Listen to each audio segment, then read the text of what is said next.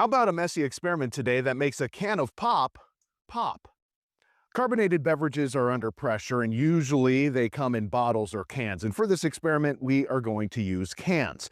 The premise behind this experiment is sort of a bet that someone can't open a can of pop without using the pull tab or stabbing any part of the can. It sounds impossible, but we can use some simple science to make this happen.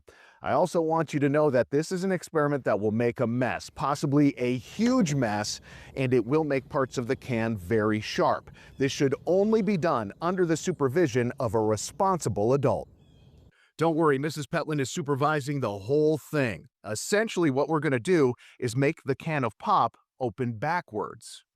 Usually, you open a can of pop by pulling up on the tab. The tab acts like a lever pushing down on the mouth of the can. That's the area that's sort of weakened to make opening the can easier. Today, we're not using the tab. We are going to cause the mouth part of the can to pop upward, making a loud pop and a big mess. All we need to do this is a marker, like a Sharpie. And there's nothing too complex about this either.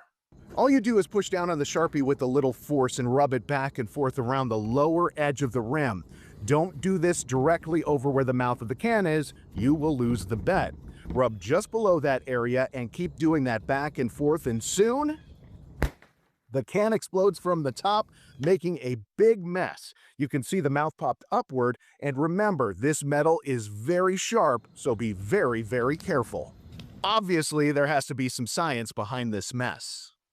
So what we're doing is we're pushing downward and rubbing back and forth along the rim near the mouth of the can. This stresses the aluminum where the mouth was pre-weakened for the pull tab to push down. The back and forth motion also causes some minor shaking of the pop inside, and this shaking disturbs the carbon dioxide in the pop, causing it to push on the walls of the can. This culminates in an explosion of science. And of course, an explosion of pop. You can see the pressure release when the mouth of the can pops upward. That is followed by the huge mess. And now you can see why I did this experiment outside. Speaking of exploding pop, we did an experiment a while back where I showed you how to open up a shaken can of pop without the mess. Look for that on kdka.com.